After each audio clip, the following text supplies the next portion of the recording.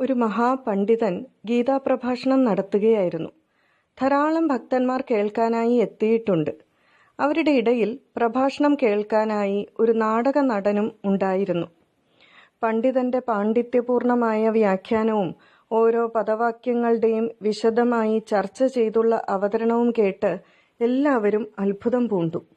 എന്നാൽ പണ്ഡിതൻ പറഞ്ഞ വ്യാഖ്യാനങ്ങളൊന്നും നടന്റെ തലയിൽ കടക്കുന്നവ ആയിരുന്നില്ല. എങ്കിലും പ്രഭാഷണം മുഴുവൻ അദ്ദേഹം ശ്രദ്ധിച്ചിരിക്കുന്നുണ്ടായിരുന്നു. മാത്രമല്ല, അയാൾ കരയുകയും ചെയ്യുന്നുണ്ടായിരുന്നു. ഇദ്ദേഹത്തിന്റെ ഈ ഭാവം കണ്ടപ്പോൾ പണ്ഡിതന് ആശ്ചര്യമായി. ഉപന്യാസത്തിന് ശേഷം അദ്ദേഹം നടന്റെ അടുക്കലെത്തി, "എന്തിനാണ് അങ്ങ് കരയുന്നത്?" എന്ന് ചോദിച്ചു. അപ്പോൾ നടൻ പറഞ്ഞ മറുപടി, "ഭഗവാൻ കൃഷ്ണൻ രഥത്തിന്റെ മുൻവശത്തല്ല ഇരിക്കുന്നത്. ഈ അരസികനായ അർജുനനെ കാര്യം പറഞ്ഞു മനസ്സിലാക്കാൻ ഭഗവാന് അത്രയും നേരം കഴുത്ത് തിരിച്ചു പിടിച്ച് ഇരിക്കേണ്ടി വന്നില്ലേ?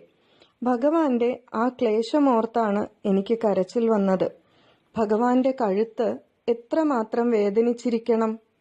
ഇവിടെ ഇതിൽ നിന്നും നമുക്ക് മനസ്സിലാക്കാൻ സാധിക്കുന്നത്, പ്രഭാഷണം കേട്ടുകൊണ്ടിരുന്നപ്പോൾ ആ നടൻ അതിലെ കഥാപാത്രങ്ങളുമായി താതാത്മ്യപ്പെട്ടിരുന്നു.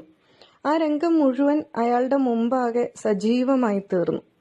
ഭഗവാൻ പറയുന്നു, ഇതാണ് യഥാർത്ഥ ഭക്തി. ആത്മീയ വിജയത്തിലേക്കുള്ള പാസ്പോർട്ട് അത്രേ അത്. ഭഗവാൻ ഭക്തനെയല്ല, അയാളുടെ ഭക്തിയെയാണ് ഇഷ്ടപ്പെടുന്നത്.